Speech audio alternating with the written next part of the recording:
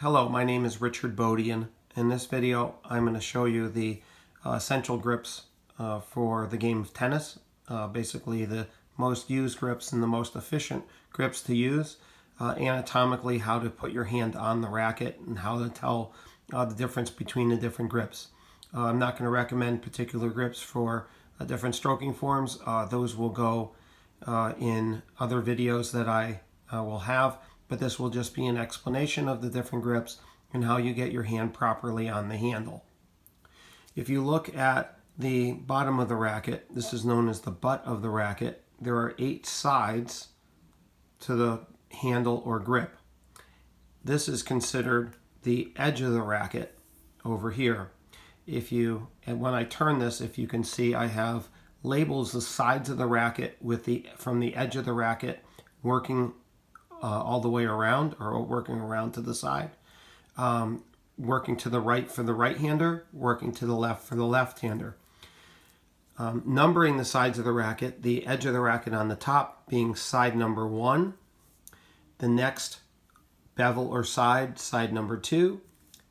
After that, side number 3, that also corresponds with the face of the racket. And then side number 4, slightly below the number 3, that is the side or bevel for number 4. And again, going to for the left-hander, you have side 1, you have side 2, side number 3, and then working your way around side number 4. When you put your hand on the racket, the spacing of the hand, or how the fingers wrap around, is important. So if I turn my hand over just so that you can see, you always want to have, or most of the time you want to have, your thumb wrapped around the handle and resting near the middle finger. You also want to make sure that you have about a finger width span or spacing between your index finger and your middle finger. So you want a little spread there. When that occurs, you'll actually see steps going down from the top to the bottom, or from the bottom up. Then you'll know that the hand is riding on a 45-degree angle on the handle, and you have your hand properly anatomically on the racket. There'll be certain times, depending on size of hand, size of grip, that with an Eastern backhand, which I'll go through a little later, the thumb may go on a diagonal on the back of the racket, but what's most important is the thenar, or this part of the hand, is basically on the back of the racket for a backhand side. But again, that has to do with the size of the hand, or how comfortable one is with holding that particular grip. And again, I'll go through that. But what you don't want is, you never want to put your thumb directly up the back of the handle this way. And to go back into grips now, to help put your hand properly on the racket, you take the base knuckle, because I already went through the spacing, you take the base knuckle of your index finger and you line that up with a certain number or side. You'll see that on my stickers, I actually put a little dot to help me line up the dot on my base knuckle.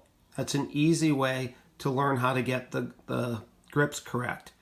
So if I took my hand, again, I put my spacing correct with my thumb wrapped around in a little space with my index finger. If I put my base knuckle on the back panel of the racket, or lined up with the number 3, that's known as an Eastern forehand.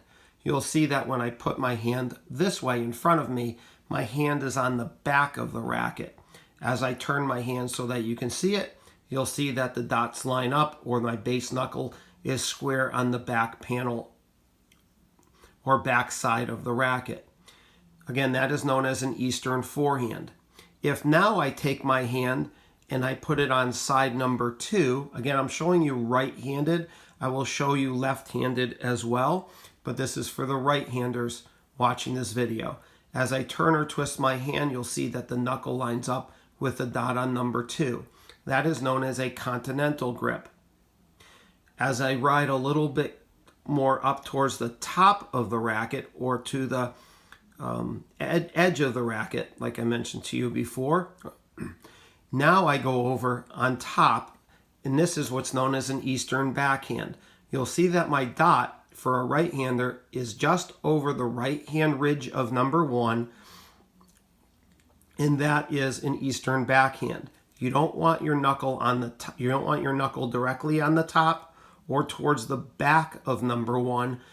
When you're over on the top right side of 1, now you'll be able to hit both underspin and topspin with one grip, or you'll have that capability. So it's important on the backhand side that you're on the right side of number 1 for a right-hander and on the left side of number 1 for a left-hander, which I'll show you. Now, one grip that I did not show that's very popular as well is instead of an Eastern where the knuckle is on 3, a continental knuckle on number 2, or number 1, an Eastern backhand where the right side of 1. A semi-Western is commonly used now as well, and that is one more bevel over or side over from number 3. That will help some with getting more topspin. So that is a semi-Western. As I move my hand over to side number 3, that is an Eastern. This is a continental, and that is an Eastern backhand.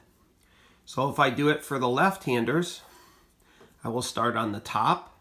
So now I'm on the top left side of number 1. That is an Eastern backhand. Continental grip on number 2. Hand on the back of the racket, or knuckle lined up with the face of the racket, or the center of the palm lining up with the center of the racket. That is an Eastern forehand. A little bit further around. On side number 4, semi-Western.